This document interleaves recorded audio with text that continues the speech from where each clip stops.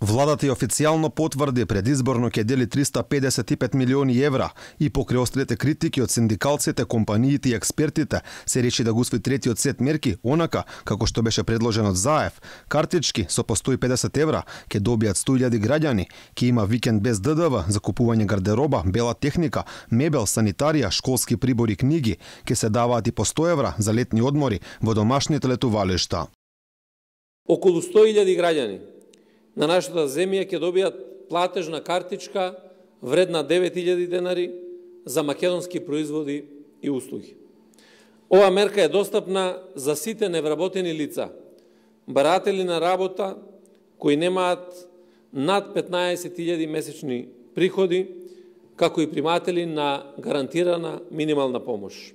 Оваа платежна картичка може да се користи само за домашни компании, производи и услуги и во определен период од 30 дена. Од опозицијата велат, ова не е помош за граѓаните и компаниите погодени од економската криза, туку мерки за еднократен подкуп. Од ВМРО ДПМН предупредуваат, стопанството е ставено на чекање до септември. Со ова се отвора ризик голем број на фирми да пропаднат, а илјадници работници да останат без работа или со влошена екзистенција.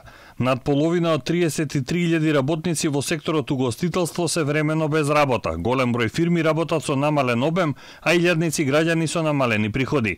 Техничкиот премиер Спасовски пак се правда. Дали овој пакет на мерки можеби представувала наводна изборна корупција? Ќе ви одговорам многу едноставно. Овој пакет на мерки се носи како последица од здравствената криза со COVID-19. Ние имавме избори закажани за 12 април, кога немаше COVID, кога немаше здравствена криза. Зошто тогаш не ги носиме мерките да кажеме дека ќе донесеме вакви мерки кои што ќе ги дадеме на граѓаните? Во новиот пакет мерки не е предвидено државата да продолжи да им дава минимална плата за вработените на фирмите погодени од кризата. Сега се предвидуваат бескаматни кредити за микро и малите предпријатија, пари се предвидени и за земјоделците, а конечно 20% повисока плата наредниве 2 месеци ќе има и за медицинскиот кадар.